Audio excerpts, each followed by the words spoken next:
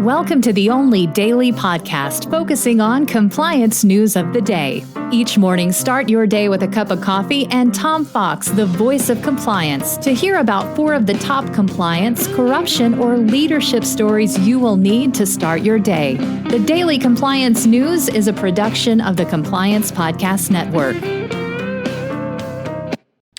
The Daily Compliance News for April 28, 2025, the Santos Sobs edition. And we begin with that story from the Daily Beast, which reports that George Santos sobbed as he learned his fate in his corruption case. What was the reason for his sobbing? Well, he was sentenced to 87 months in prison by a federal judge after pleading guilty to charges of wire fraud and aggravated identity theft. Santos' sentencing comes after he told the New York Times he hoped for mercy, but claimed he would not be seeking an official pardon from Trump, whom he staunchly supported. Santos also said he wished to serve prison term in solitary confinement out of fears for his safety. So George Santos gets a little comeuppance. Next up from the Financial Times, which reports that Republican lawmakers are planning to shut down the U.S. audit regulator, the PCAOB, which was founded in the wake of the Enron scandal more than 2 decades ago. The proposal to eliminate the PCAOB was published Friday by the leadership of the House Committee on Financial Services. Under the legislation, a levy on listed companies and broker-dealers that fund the PCAOB would be scrapped, and the organization's responsibilities would be folded into the SEC, or Securities and Exchange Commission.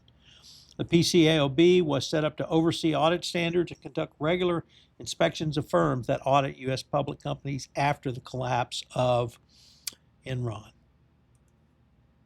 Next up from the New York Times, a very, I don't want to say bad, but troubling or even sad article about new details revealed by the Times in the failures of the crash between the Army helicopter and a jet at Reagan International on January 29. The Times reports that the reasons for the crash were more complex than had been originally thought. The pilots for both parties made a series of mistakes, and it was, as usual, not simply complex, but a series of mistakes that led to this catastrophic failure. That's sort of been my experience in the years I used to do catastrophic injury cases as a trial lawyer. And the number of missteps by themselves perhaps would not be enough to be catastrophic. But when you put them all together in the sequence they occurred, they become that. And our final story comes to us from Bloomberg, which their editorial board reports that Trump's suspension of FCPA enforcement and investigation is a gift to corrupt competitors. They opine that if U.S. wants a level playing field, it should encourage more enforcement of the FCPA and make compliance easier. Seems like people like me and others have been saying that for a long, long time. And one of the things that perhaps could have been done was make the penalty for self-disclosure more stable or more well-known so that companies could step forward without fear of retribution or enforcement. But the Trump suspension of FCPA will, and I emphasize will, devastate U.S.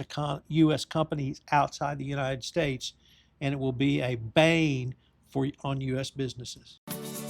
The Daily Compliance News is a production of the Compliance Podcast Network and a proud member of C-Suite Radio. Thanks so much for listening. I hope you'll join me again tomorrow.